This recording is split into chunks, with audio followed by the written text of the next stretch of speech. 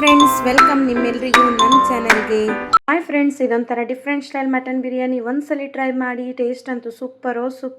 ಮತ್ತೆ ಮಾಡ್ತೀರಾ. ನನ್ನ ಹೆಸರು ಸುರಯ್ಯ ಅಂತ. ನಾನು ವೀಡಿಯೋಸ್ನ ಕನ್ನಡದಲ್ಲೇ ಆ್ಯಂಡ್ ಹಿಂದಿಲಿ ಎರಡೂ ಮಾಡ್ತೀನಿ. ವಿಡಿಯೋ ನೋಡಿ ಫಾಲೋ ಮಾಡೋದನ್ನು ಮರಿಬೇಡಿ.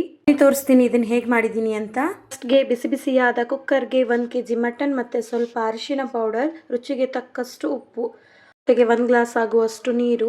ನಾವು ಮಟನ್ ಎಷ್ಟು ತೊಗೊಂಡಿದ್ದೀವಿ ಅದು ಬೇಯಕ್ಕೆ ಎಷ್ಟು ಬೇಕೋ ಅಷ್ಟು ನೀರನ್ನು ಹಾಕ್ಕೊಂಡು ಇದಕ್ಕೀಗ 1 ಟೇಬಲ್ ಸ್ಪೂನ್ ಆಗುವಷ್ಟು ಎಣ್ಣೆನ ಹಾಕ್ತಾ ಇದ್ದೀನಿ.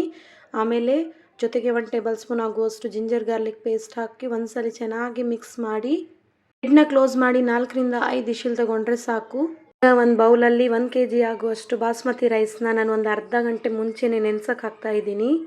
ಇನ್ನೊಂದು ಕಡೆ ಎಣ್ಣೆನ ಬಿಸಿ ಮಾಡೋಕೆ ಇಟ್ಟಿದ್ದೀನಿ. ಫೈನಲಿ ಚಾಪ್ಡ್ ಆನಿಯನ್ನ ನಾನೀಗ ಫ್ರೈ ಮಾಡ್ಕೊಳ್ತಾ ಇದ್ದೀನಿ. ಇದು ಬರಿಸ್ತಾ ಮಾಡ್ಕೊಳ್ತಾ ಇರೋದು, ಮತ್ತೇನೂ ಅಲ್ಲ. ಚೆನ್ನಾಗಿ ಕಾದ ಎಣ್ಣೆಯಲ್ಲಿ ಸ್ಲೈಸ್ ಮಾಡಿದಂಥ ಈರುಳ್ಳಿನ ಹಾಕಿ ಚೆನ್ನಾಗಿ ಒಂದು 5 ರಿಂದ 6 ನಿಮಿಷನಾದರೂ ಇದನ್ನು ಕುಕ್ ಮಾಡಿದರೆ ಆನಿಯನ್ ಕಲರ್ ಎಲ್ಲ ಚೇಂಜ್ ಆಗಬೇಕು. ಅಲ್ಲಿವರೆಗೂ ಇದನ್ನು ಕುಕ್ ಮಾಡ್ಕೊಂಡು ತೆಗೆದಿಟ್ಕೋಬೇಕು.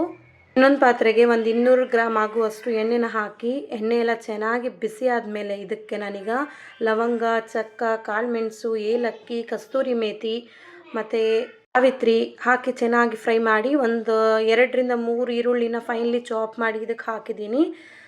ಈರುಳ್ಳಿ ಎಷ್ಟು ಚೆನ್ನಾಗಿ ಫ್ರೈ ಆಗುತ್ತೋ ಟೇಸ್ಟು ಅಷ್ಟೇ ಚೆನ್ನಾಗಿ ಬರುತ್ತೆ. ಇದಕ್ಕೆ 1 ಟೇಬಲ್ ಸ್ಪೂನ್ ಆಗುವಷ್ಟು ಜಿಂಜರ್ ಗಾರ್ಲಿಕ್ ಪೇಸ್ಟ್ನು ಆ್ಯಡ್ ಮಾಡಿದ್ದೀನಿ. ನೋಡಿ, ಈರುಳ್ಳಿ ಕಲರ್ ಎಲ್ಲ ಚೇಂಜ್ ಆಗಿದೆ. ಈಗ ಇದಕ್ಕೆ ನಾನು 2 ರಿಂದ 3 ಟೊಮ್ಯಾಟೋನ ಆ್ಯಡ್ ಮಾಡ್ತಾ ಇದ್ದೀನಿ.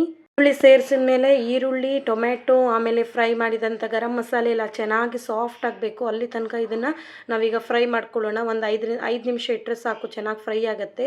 ಇದಕ್ಕೆ ಈಗ 2 ಟೇಬಲ್ ಸ್ಪೂನ್ ಆಗುವಷ್ಟು ಅರಿಶಿನ ಪೌಡರ್ ಮತ್ತು 1 ಟೇಬಲ್ ಸ್ಪೂನ್ ಆಗುವಷ್ಟು ಕಾಶ್ಮೀರಿ ರೆಡ್ ಚಿಲ್ಲಿ ಪೌಡರ್, ಒಂದು ಅರ್ಧ ಟೇಬಲ್ ಸ್ಪೂನ್ ಅಷ್ಟು ಗರಂ ಮಸಾಲ ಮತ್ತು ಧನಿಯಾ ಪೌಡರ್, ರುಚಿಗೆ ತಕ್ಕಷ್ಟು ಉಪ್ಪು ಹಾಕಿ ಚೆನ್ನಾಗಿ ಫ್ರೈ ಮಾಡ್ಕೊಳ್ಳೋಣ.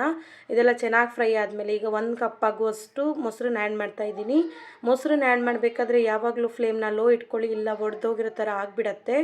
ಎಲ್ಲನೂ ಈಗ ಚೆನ್ನಾಗಿ ಫ್ರೈ ಮಾಡ್ಕೊಳ್ತಾ ಇದ್ದೀನಿ. ಒಂದು ಪಾತ್ರೆಯಲ್ಲಿ ನಾನು ಮೊದಲೇ ಒಂದು ಸ್ವಲ್ಪ ನೀರು ಹಾಕಿ ಕುದಿಲಿಕ್ಕೆ ಇಟ್ಟಿದ್ದೆ. ಈಗ ಇದಕ್ಕೆ ಗರಂ ಮಸಾಲ, ಒಂದು ಸ್ವಲ್ಪ ಎಣ್ಣೆ, ನಾವು ಆವಾಗ ಮಟನ್ ಬೇಯಿಸಿದ್ವಲ್ಲ ಅದರ ನೀರು, ಸ್ವಲ್ಪ ಉಪ್ಪು, ನೆನೆಸಿದಂತಹ ಬಾಸ್ಮತಿ ಅಕ್ಕಿನ ಈಗ ಸೇರಿಸ್ತಾ ಇದ್ದೀನಿ. ಒಂದು ಅರ್ಧ ಗಂಟೆನಾದರೂ ನೆನೆದ್ರೆ ಚೆನ್ನಾಗಿ ಉದುರಾಗಿ ಬರುತ್ತೆ ಬಿರಿಯಾನಿ. ನೋಡಿ, ಇಲ್ಲಿ ನಾನೀಗ ಬಾಸ್ಮತಿ ರೈಸನ್ನ ಸೇರಿಸ್ತಾ ಇದ್ದೀನಿ. ರೈಸ್ ಆ್ಯಡ್ ಮಾಡಿ ಆದಮೇಲೆ ಇದಕ್ಕೆ 2 ರಿಂದ 3 ಹಸಿಮೆಣಸು ಸ್ಲಿಟ್ ಮಾಡಿ ಹಾಕ್ಕೊಂಡಿದ್ದೀನಿ. ಮತ್ತು ಸಣ್ಣದಾಗಿ ಕಟ್ ಮಾಡಿದಂತಹ ಕೊತ್ತಂಬರಿ, ಹಾಗೆ ಸಣ್ಣದಾಗಿ ಕಟ್ ಮಾಡಿದಂತಹ ಪುದೀನಾನು ಕೂಡ ಹಾಕ್ತಾ ಇದ್ದೀನಿ. ಇದನ್ನು ಒಂದ್ಸರಿ ನಿಧಾನಕ್ಕೆ ತಿರುಗಿಸ್ತಾ ಇದ್ದೀನಿ. ಜಾಸ್ತಿ ಫೋರ್ಸ್ ಮಾಡಿ ತಿರ್ಗ್ಸಕ್ಕೆ ಹೋಗ್ಬಿಡಿ, ಇಲ್ಲಾಂದರೆ ಅಕ್ಕಿ ಎಲ್ಲವೂ ಕಟ್ಟಾಗೋ ಚಾನ್ಸಸ್ ಇರುತ್ತೆ. 80% ಕುಕ್ ಆದರೆ ಸಾಕು ಈ ರೈಸು. ನಾವು ಆವಾಗಲೇ ಪ್ರಿಪೇರ್ ಮಾಡಿದ್ವಲ್ಲ ಮಸಾಲೆ, ಅದಕ್ಕೀಗ ನಾನು ಮಟನ್ ಆ್ಯಡ್ ಮಾಡ್ತಾ ಇದ್ದೀನಿ. ಮಟನ್ ನೀರನ್ನು ಅಲ್ಲಿ ಅಕ್ಕಿಗೆ ಹಾಕಿದ್ವಲ್ಲ, ಇವಾಗ ಜಸ್ಟ್ ಮಟನ್ ಮಾತ್ರ ಆ್ಯಡ್ ಮಾಡ್ತಾ ಇರೋದು, ನೀರು ಹಾಕಿಲ್ಲ ನಾನು. ಹೀಗೆ ಒಂದು 5 ನಿಮಿಷ ಚೆನ್ನಾಗಿ ಕುಕ್ ಆಗಲಿಕ್ಕೆ ಬಿಡಿ ಮಟನ್ನ. ಈಗ ಇದಕ್ಕೆ ಒಂದು ಅರ್ಧ ನಿಂಬೆಹಣ್ಣಿನ ರಸನ ನಾನಿಲ್ಲಿ ಸೇರಿಸ್ತಾ ಇದ್ದೀನಿ ಟ್ಯಾಂಗಿ ಫ್ಲೇವರ್ಗಾಗಿ. ಎಲ್ಲನೂ ಒಂದ್ಸರಿ ಚೆನ್ನಾಗಿ ಮಿಕ್ಸ್ ಮಾಡಿ ಒಂದು ಸ್ವಲ್ಪ ಕುಕ್ ಆಗಲಿಕ್ಕೆ ಬಿಡಿ. ನಾವು ವಿಶಿಲ್ ಕುಗ್ಸ್ಕೊಂಡಿರ್ತೀವಲ್ಲ, ಸೊ ಇಲ್ಲಿ ಮಟನ್ ಎಲ್ಲ ಜಾಸ್ತಿ ಕುಕ್ ಮಾಡೋ ಅವಶ್ಯಕತೆ ಇರಲ್ಲ. ಇಲ್ಲಿ ನೋಡಿ, ರೈಸ್ ಕುದಿ ಬರ್ತಾ ಇದೆ. ಇನ್ನೊಂದು ಸ್ವಲ್ಪ ಕುಕ್ ಆಗಲಿ. ಈಗ 60%ವರೆಗೂ ಕುಕ್ ಆಗಿದೆ. ಈಗ ಒಂದು 80% ಕುಕ್ ಮಾಡ್ಕೊಳ್ಳೋಣ. ನೋಡಿ, ಈಗ ಕುಕ್ ಆಗಿ ರೆಡಿ ಆಗಿದೆ ರೈಸು. ಈಗ ಈ ಮಸಾಲೆಗೆ ನಾನಿಲ್ಲಿ ರೈಸ್ನ ಆ್ಯಡ್ ಮಾಡ್ತಾ ಇದ್ದೀನಿ. ಇದಕ್ಕೆ ನೀರು ಹಾಕಿ ರೈಸು ಕೂಡ ಇದಕ್ಕೆ ಆ್ಯಡ್ ಮಾಡಿದ್ದೆ, ಅದು ಒಂದು ಡಿಫ್ರೆಂಟ್ ಸ್ಟೈಲ್ ಮಟನ್ ಬಿರಿಯಾನಿ ಆಗುತ್ತೆ. ಇದು ನಾನು ಬೇರೆ ಥರ ಮಾಡ್ತಾ ಇರೋದು, ಅದಕ್ಕಾಗಿ ನಾನು ಫಸ್ಟ್ಗೆ ರೈಸನ್ನು ಬೇರೆ ಕಡೆ ಕುಕ್ ಮಾಡಿಕೊಂಡು ಇದಕ್ಕೆ ಆ್ಯಡ್ ಮಾಡ್ತಾ ಇರೋದು. ಇದು ನೋಡಿ, ಇಲ್ಲಿ 1 ಲೇಯರ್ ನಾನೀಗ ರೈಸ್ದು ಹಾಕ್ತಾ ಇದ್ದೀನಿ. ರೈಸ್ ಈಗ 80% ಕುಕ್ ಆಗಿದೆ. ಸ್ವಲ್ಪ ಹೊತ್ತು ದಮ್ಗಿಟ್ಟು ಇದನ್ನು ಮತ್ತೆ ಬೇಯಿಸಿದರೆ ಸಾಕು. ಇದೇ ರೈಸಿಗೆ ನಾವು ಆವಾಗಲೇ ಫ್ರೈ ಮಾಡ್ಕೊಂಡಿದ್ವಲ್ಲ ಬರಿಸ್ತಾ, ಫ್ರೈಡ್ ಆನಿಯನ್ ಇದೆಯಲ್ಲ, ಅದು ಸ್ವಲ್ಪ ಕ್ರಿಸ್ಪಿ ಆಗಿದೆ. ತಣ್ಣಗಾದ್ಮೇಲೆ ನೋಡಿ, ಈಗ ನಾನು ಬರಿಸ್ತಾನೆ ಆ್ಯಡ್ ಮಾಡ್ತಾ ಇದ್ದೀನಿ. ಜೊತೆಗೆ ಈಗ ಸಣ್ಣದಾಗಿ ಹೆಚ್ಚಿದಂತಹ ಕೊತ್ತಂಬರಿನೂ ಕೂಡ ಹಾಕ್ತಾ ಇದ್ದೀನಿ. ಮತ್ತು ಪುದೀನ, ಸಣ್ಣದಾಗಿ ಕಟ್ ಮಾಡಿದ ಪುದೀನ ಕೂಡ ಹಾಕಿ ಗಾರ್ನಿಷ್ ಮಾಡ್ತಾ ಇದ್ದೀನಿ.